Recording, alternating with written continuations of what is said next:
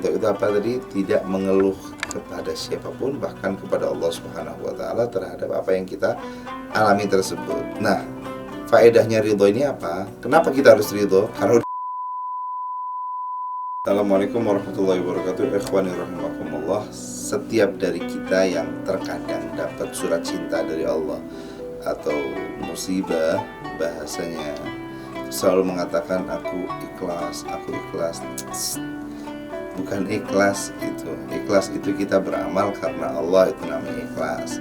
Tapi itu namanya ridho. Aku ridho, itu yang benar. Nah, ridho ini apa sih, Beb?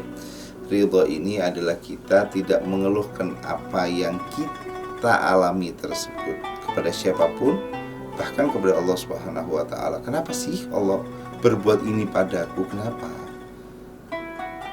Aku tadi ngomongnya apa? Surat cinta. Karena itu tandanya Allah Ta'ala rindu pada antum. Saat kita menjadi hamba yang lalai, naudzubillahi min dzalik, maka mungkin setelah kita meninggal kita akan di tempat yang tidak baik. Tapi kalau Allah Subhanahu wa Ta'ala masih memberi surat cinta pada kita, nah itu tadi tandanya kita harus bersyukur kepada Allah masih diingatkan.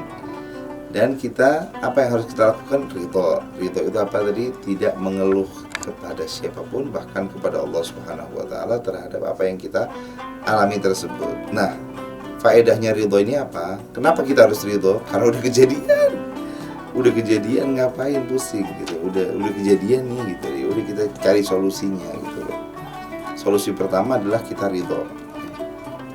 Nah, kenapa kalau kita ridho? Ya supaya hati kita ini yang kecil ini, hati kita ini yang cuman satu ini, nggak kepenuhan dengan kesedihan kita, nggak kepenuhan dengan kesusahan kita, kegalauan kita, enggak. Karena kalau udah satu hati kecil ya, kemudian udah kecil satu lagi selesai, nggak bisa fokus dengan yang lain, kita nggak bisa maju-maju ataupun ambil solusi, atau bahkan kita nggak bisa beribadah juga dengan tenang.